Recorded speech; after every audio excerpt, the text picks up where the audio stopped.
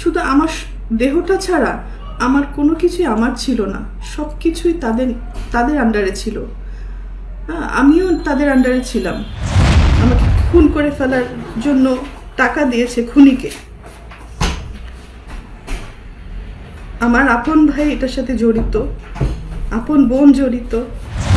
আমি একজন শিল্পী মানুষ, আমি কি ভূমিদস্যু?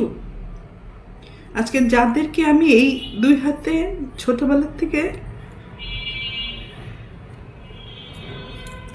লালন পালন করেছি, যাদেরকে আমি মানুষ করেছি, আমার জীবনের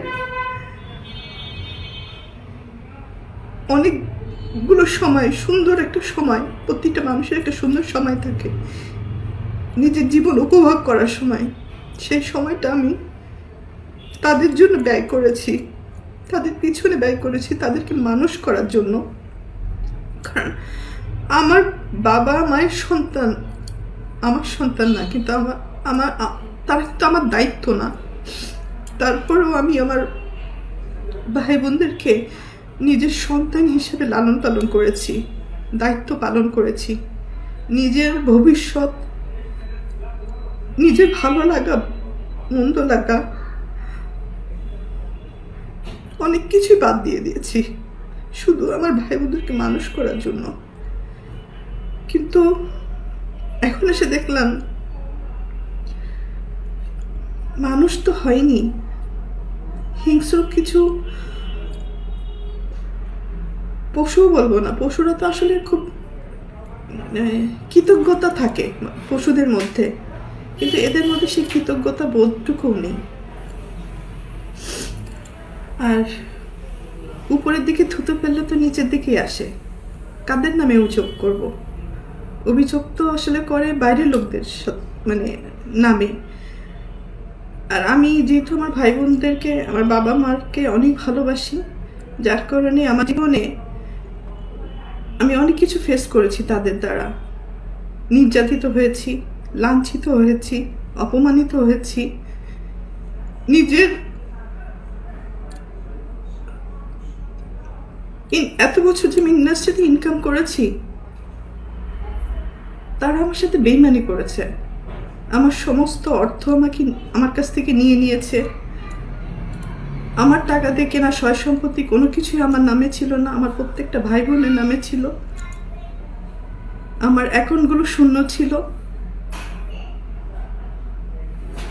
এবং আমার গাড়ি, শুধু আমার দেহটা ছাড়া আমার কোনো কিছুই আমার ছিল না, সব কিছুই তাদের আন্ডারে ছিল। আমিও তাদের আন্ডারে ছিলাম। তো একটা পর্যায়ে এসে মানুষের জীবনে বেঁচে থাকার জন্য কিছু না কিছু প্রয়োজন হয়। তো বেঁচে থাকার মতো শুধু আমার জানটা ছিল হয়তো। তো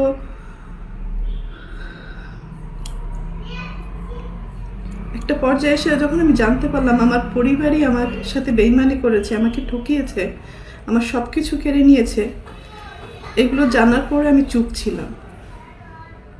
আমি যাদেরকে কোলে পিঠে মানুষ করেছি এই হাত দিয়ে, আমি তাদের দ্বারা অনেক বেশি নির্যাতিত হয়েছি। তারা আমাকে ফিজিক্যালি অ্যাসল্ট করেছে,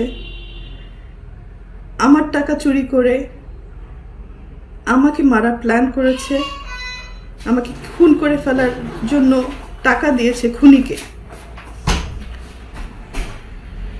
আমার আপন ভাই এটার সাথে জড়িত, আপন বোন জড়িত।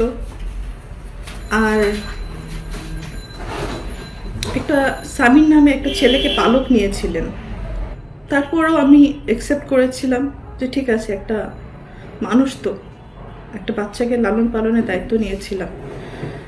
তো পরবর্তীতে দেখলাম এটা যখন হাতে পায়ে বড় হয়ে গেছে, তখন ওই হাত দিয়েই আবার আমাকে আঘাত করেছে। অনেক সময় এইগুলো কিন্তু আমার মুখের কথা না, এটা সত্য ঘটনা। এটা থানায় জিডি হয়েছে, মামলা হয়েছে।